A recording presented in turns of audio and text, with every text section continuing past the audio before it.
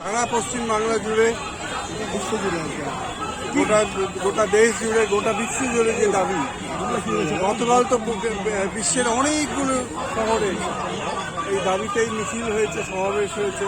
আমরাও সেই দাবি। আজকে কাদের উদ্যোগে হচ্ছে? এটা মালদা কলেজের প্রাক্তন ছাত্রছাত্রী।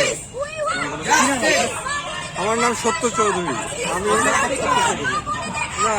আমাদের একটাই দাবি, আমাদের একটাই শহর, একটাই বিচার চাই। আমরা বিচার ছাড়া আমাদের কিছু নেই। জাস্টিস ফর আরজিকর, বিচার চাইনি, পাইনি, আমরা সেই বিচারটাই চাই। আজকে প্রায় চাই, আর কবে, আর কতদিন অপেক্ষা করতে হবে? বিচার নেই।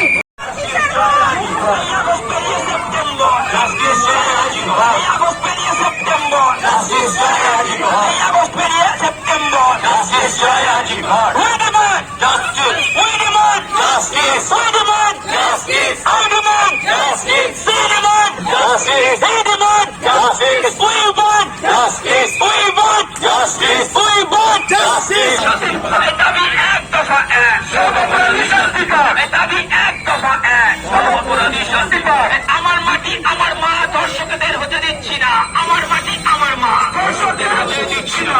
আমার মাটি আমার মা দর্শকদের হতে দিচ্ছি না।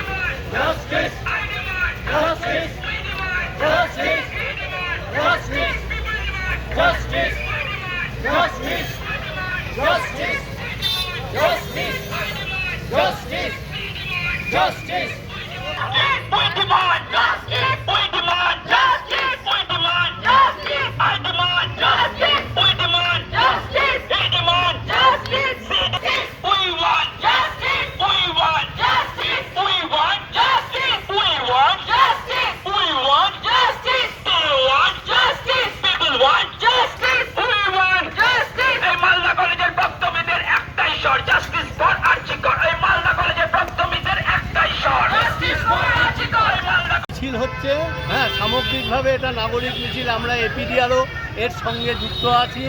আজকে চারপাশে আপনারা দেখতে পাচ্ছেন যে ঘৃণ্য ব্যাপারটা চলছে, তার বিরুদ্ধে যে গোটা বাংলা কেন গোটা দেশ এবং সারা পৃথিবী জুড়ে আজকে রাস্তায় নেমেছে মানুষ।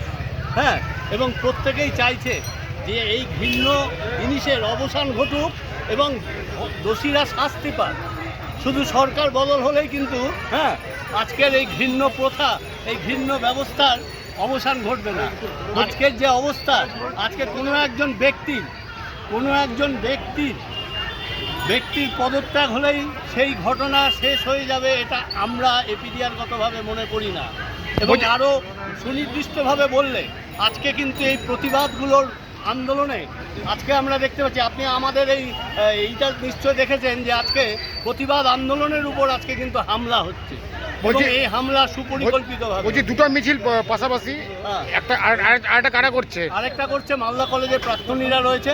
আমরা সব মিছিল এখন একাকার, এখন আর আলাদা করে কোনো মিছিল নেই, মিছিল সহ একাকার। সমস্ত মানুষ আওয়াজ তুলছে, নাগরিকের আওয়াজ, এবং সেই আওয়াজ আজকে এখনো পর্যন্ত আমাদের শাসকদের কানে পৌঁছাচ্ছে না। দুঃখের এটাই, নিন্দার এটাই, ধিক্কার এটাই। আপনার নাম? আমার নাম অভিজিৎ ঘোষ।